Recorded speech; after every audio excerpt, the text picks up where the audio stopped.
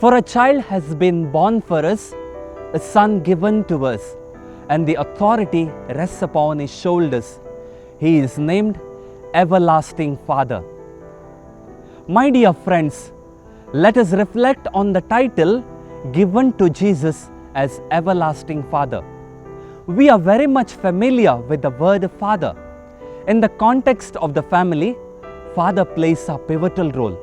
He loves, cares, protects and provides the needs of each person in the family.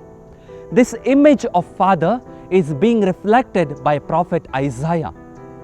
Isaiah is not speaking of a child who will be born some 700 years in the future, yet he makes clear that this child is the author of eternity, the Father of time.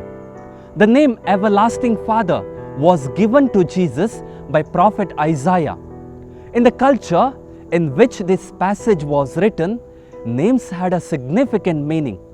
They were not just to label to identify someone, rather these names made a statement about that person. In context, this verse is proclaiming the redemption of Israel of the activities, titles and the blessings of the Messiah who is to rule the earth. And one of his titles is Everlasting Father.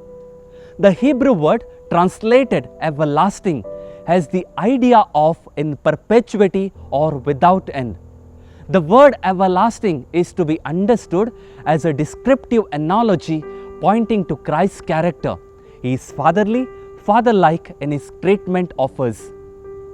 More than any other author, Isaiah loves to speak of eternity. He speaks of God as the one who is high and lifted up, who inhabits eternity, whose name is holy. And here in Isaiah chapter 9 verse 6, he uses the same type of language to refer to the Messiah. He is the Alpha and the Omega, the beginning and the end, the one who is and who was and who is to come, the Almighty. Dear friends, a question may puzzle in our mind.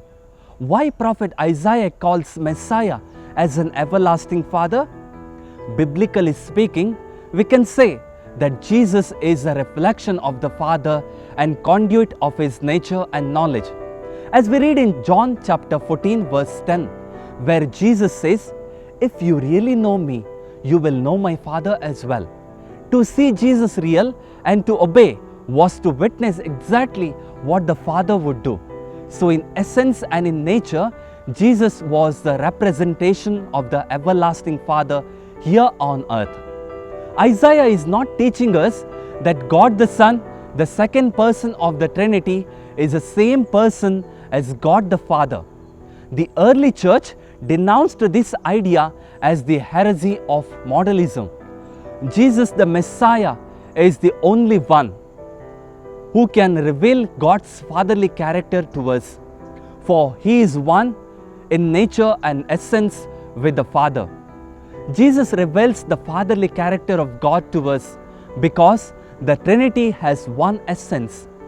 Jesus constantly reminds us that he is not separate from the Father and they act in the same way. In John chapter 14 verse 10, Jesus says, "Do you not believe that I am in the Father and Father is in me? The words that I say to you, I do not speak of my own, but the Father who dwells in me does his works." Therefore, in Jesus, we see the perfect actions of the Father to us.